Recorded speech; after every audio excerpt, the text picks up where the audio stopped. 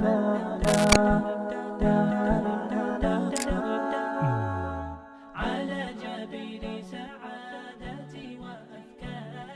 alaikum, beloved people. Ramadan has kicked in and we are seeing a wave of barakah around us in our lives, time and actions. And that's why today I'm here at Jamia Ghafooria to experience this barakah of Ramadan together with you guys. And inshallah, we will also be looking at the activities being arranged for people's spiritual development. The mosque is crowded in all congregational prayers and people sit together in groups to listen and spread the word of Allah subhanahu wa ta'ala.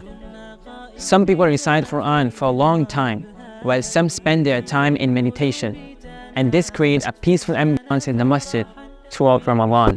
Prophet, peace be upon him, said, لَخُلُوهُ مِصَّائِمِ أَطْيَبُ عِنْدَ اللَّهِ مِنْ رِيحِ الْمِسْكِ. When we observe fasting, Allah subhanahu wa ta'ala loves us and blesses us. If we dedicate our time and come walking towards Him, Allah subhanahu wa ta'ala's blessings will come running towards us.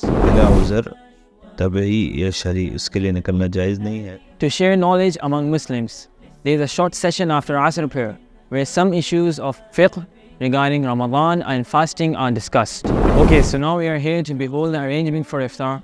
Just like previous years, we are seeing several people participating voluntarily for the welfare of the people. You see, the reason behind these iftar arrangements is not just to provide food, but to unite people at a place, especially when it's a masjid, and to connect them with Allah and to develop a sense of brotherhood and compassion among the Muslims. तकरीबन 350-400 इस तरह लगभग लोगों की इफ्तारी का इंतज़ाम किया जाता है.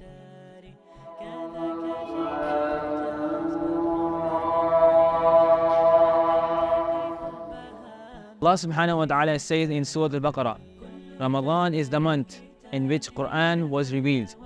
As part of Ramadan, Taraweeh are arranged in the different sections of the masjid. Alhamdulillah, we've already had 3 khatams and 2 are on their way.